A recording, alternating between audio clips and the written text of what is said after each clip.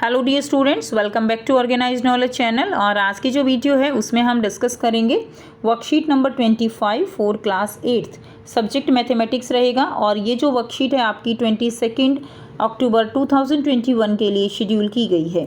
आज की जो वर्कशीट है स्टूडेंट्स, उसमें हमारा टॉपिक रहेगा पैरेललोग्राम एंड इट्स प्रॉपर्टीज़। पिछली वर्कशीट में हमने पढ़ा था कि जो पैरेललोग्राम है वो क्या होता है। हमने पढ़ा था पैरेललोग्राम में जो है, जो दोनों जो अपोजिट साइड्स हैं वो क्या होनी चाहिए, एक दूसरे के पैरेलल होनी चाहिए। वो क्या होगा, वो उसको हम क्या कहते हैं, उसको हम पैरेललोग्राम कहते हैं। आज हम पैरेललोग्राम की कुछ और प्रॉपर्टीज़ के बारे में पढ़ेंगे। वर्कशीट शुरू करने से पहले प्लीज़ चैनल को सब्सक्राइब कर दीजिए, बेल आइकन को प्रेस कर लो ताकि आपको आने वाली वीडियोस की नोटिफिकेशन वो समय से मिल जाए। देखिए क्या दिया गया है। Dear students, by observing the given figure parallelogram, we find that its opposite sides and angles are equal। अगर हम ये फिगर देखें तो ये क्या है, पैरेललोग्राम है। ठीक है, हम पाते हैं कि इसकी जो अपोजिट साइड्स हैं वो एक दूसरे के क्या है, इक्वल हैं। और इसके जो एंगल्स हैं वो भी एक दूसरे के इक्वल हैं। ठीक है, तो इसको हम जो है एक एक्टिविटी के थ्रू समझेंगे। एक्टिविटी दी गई है to find the sum of corresponding angles of a parallelogram. जो कॉरस्पॉन्डिंग एंगल्स है पैरेललोग्राम के वो जो है उनका सम वो कितना होता है। Take a piece of paper of the given shape of a suitable size. आपको जो ये साइज़ दिया गया है इसी तरह से एक पेपर आपको लेना है और उसको आपको क्या करना है, आपको cut a and b side, आपको जो है सीजर से ए और बी साइड जो है उसको क्या कर लेना है, आपको कट कर लेना है। ठीक है, तो आप क्या करेंगे, ए को और बी को जो है यहाँ से इस तरह से कट कर लेंगे। Now we find now join these angles according to the picture shown below the parallelogram। अब आपको ये जो एंगल ए है और एंगल बी है उसको इस पिक्चर की तरह जो है आपको ऐसे उनको रख देना है। तो आप देखेंगे कि यहाँ पे एक पूरा एंगल जो है आपको मिलता है। और ये एंगल कितने का होता है, एंगल जो है आपका ये जो है 180 डिग्री का एंगल है।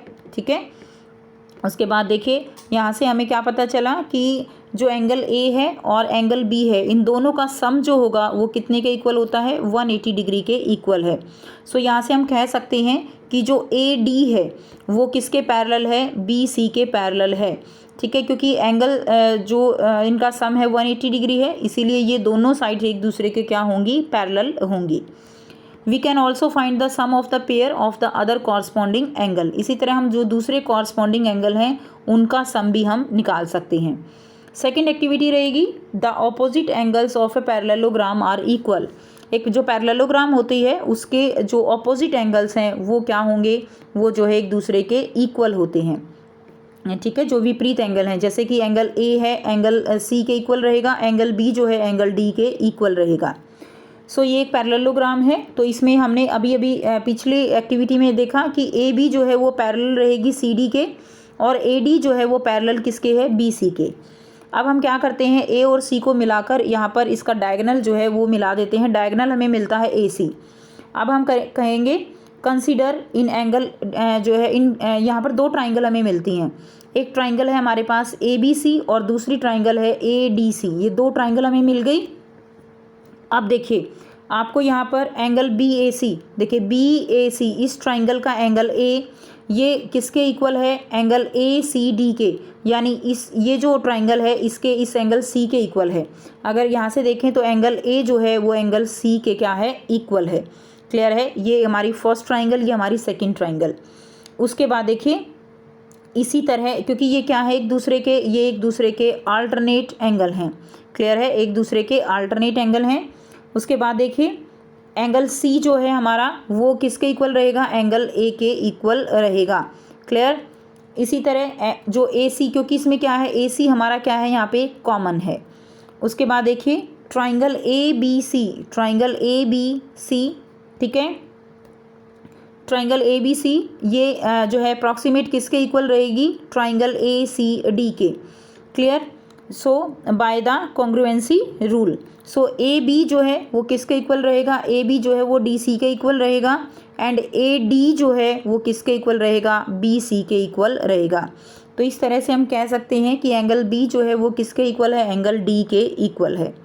उसके बाद नेक्स्ट देखिए, ठीक है, तो दो प्रॉपर्टी हमें यहाँ पे पता चली कि ये दो एंगल होंगे, इनका सम जो है 180 डिग्री होगा। एंगल बी एंगल डी के इक्वल होगा, एंगल ए एंगल सी के इक्वल होगा। उसके बाद diagonal of the parallelogram bisect each other, जो पैरेललोग्राम के जो डायगोनल होते हैं वो एक दूसरे को इक्वल बाइसेक्ट करते हैं। देखिए मान लीजिए ये हमारे पास एक डायगोनल है और जब हम दूसरा डायगोनल यहाँ पर ड्रॉ करेंगे तो ये पहले वाले जो डायगोनल है इसको 2 इक्वल पार्ट्स में डिवाइड करेगा, ठीक है। सो ये एक हमारे पास पैरेललोग्राम है।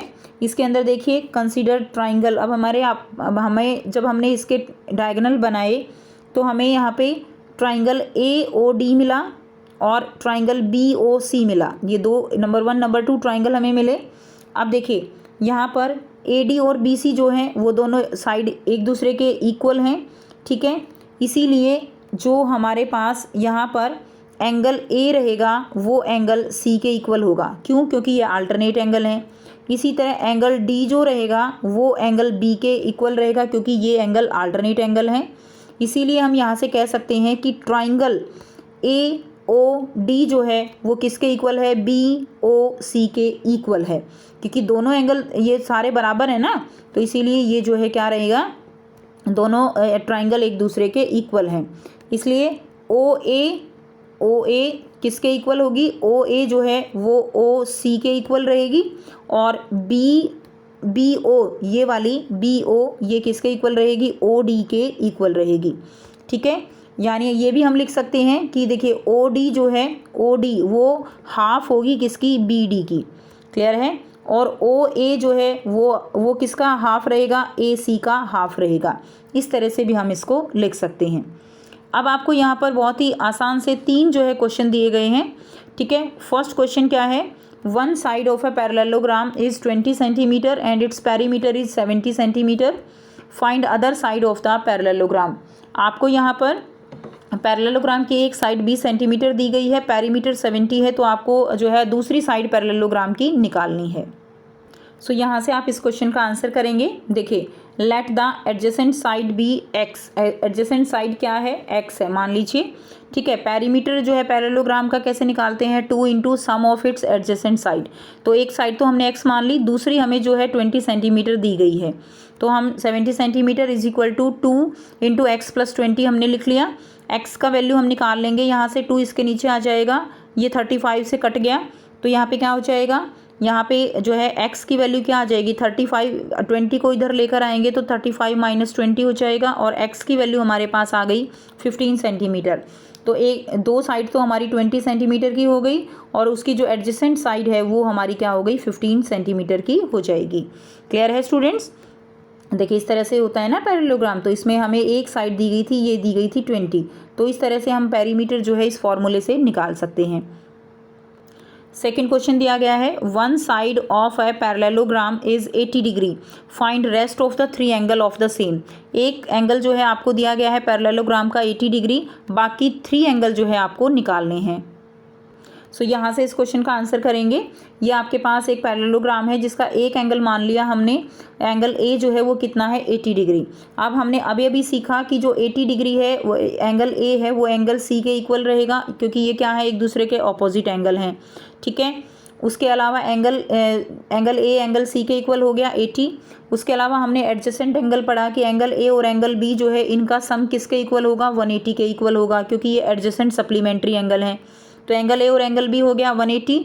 यहाँ से हमें एंगल ए पता है, एंगल बी निकाल लेंगे। 180 में से 80 माइनस कर दीजिए, 100 आ जाएगा। साथ साथ कॉपी में करते रहिए। तो 180 में से जो है 80 माइनस कर दीजिए, एंगल बी हमारे पास कितना आ गया? 100 आ गया। अब देखिए एंगल बी हमारे पास 100 आ गया, तो इसके सामने अपोजिट एंगल भी कितने का हो जाएगा? 100 का, और ये भी हो गया 80 का। तो बहुत आसान से क्वेश्चन है ये। तो इसी तरह एंगल डी भी हमारा कितने का हो गया? 80 का। तो angle A 80, angle B 100, angle C 80, angle D जो है वो कितने का रहेगा? 100 का रहेगा। उसके बाद देखिए next question number 3। Question number 3 दिया गया है in the given figure ABCD is a parallelogram and OA 5 centimetre. ये OA जो है ये आपको 5 सेंटीमीटर दी गई है, OB आपको 6 सेंटीमीटर दी गई है। आपको जो यहाँ पे डायगोनल है AC ये वाला पूरा ये डायगनल और ये वाला डायगनल, इनकी लेंथ आपको निकालनी है। तो बहुत आसान है, वैसे भी नॉर्मली कर सकते हो। हमने अभी देखा कि ये एक दूसरे को बाइसेक्ट करते हैं, तो अगर ये 6 है तो ये इसका डबल हो जाएगा। तो ये जो BD है, BD आपकी 12 हो जाएगी और AC आपकी 10 सेंटीमीटर हो जाएगी। लेकिन इसको प्रॉपर तरीके से करना कैसे है वो हम देखेंगे। सो यहाँ से आप जो है इसको साथ साथ कॉपी में करते चले जाइए। ये आपका एक जो है पैरेललोग्राम है। यहाँ पे AC जो है वो इंटरसेक्ट कर रहा है BD को एट द पॉइंट O, ठीक है, पॉइंट O पे वो इसको इंटरसेक्ट करता है। उसके बाद देखिए जो OA है हमारी, ये OC के इक्वल रहेगी क्योंकि इक्वल बाइसेक्ट करता है।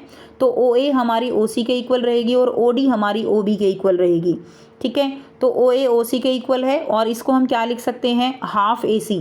AC जो है देखो, AC तो हमारी ये पूरी है, तो AC जो है ये AC और ये है OA। तो OA को हम क्या लिख सकते हैं, हाफ लिख सकते हैं किसका, AC का, ठीक है। तो हमने यही किया है, तो हमने यहाँ पे लिख दिया। OB को और OD ये हम BD का हाफ लिख सकते हैं। हमने OA की वैल्यू यहाँ पे रख दी। OA हमें दिया गया है 5, तो 5 is equal to 1/2 into AC। AC की वैल्यू निकाल लेंगे, 5 इंटू 2 हो जाएगा 10 सेंटीमीटर, ठीक है। क्या हो जाएगा स्टूडेंट्स, 10 सेंटीमीटर हो जाएगा। उसके बाद देखिए इसी तरह से हम जो है यहाँ पे BD का वैल्यू निकाल लेंगे। हमें पता है OB जो है वो हाफ BD हम लिख सकते हैं। OB की वैल्यू हमें दी गई है 6, तो हाफ BD, 2 इधर जाके मल्टीप्लाई हो जाएगा, तो 6 इंटू 2 हो जाएगा आपका 12 सेंटीमीटर। तो BD का वैल्यू यहाँ से आ गई आपकी 12 सेंटीमीटर। तो इस तरह से आप अपने तीनों क्वेश्चंस करके अपनी वर्कशीट को कंप्लीट करके अपनी टीचर से चेक करा सकते हैं। सो ये थी आपकी आज की मैथ्स की वर्कशीट। आई होप सभी स्टूडेंट्स को ये क्लियर है। कोई भी डाउट है बच्चों आप पूछ सकते हो। वीडियो अच्छी लगे तो प्लीज़ लाइक कर दीजिए, शेयर कर दीजिए और चैनल को सब्सक्राइब कर लीजिए। So thanks for watching. मिलते हैं नेक्स्ट वीडियो में नेक्स्ट वर्कशीट के साथ। Take care, bye bye.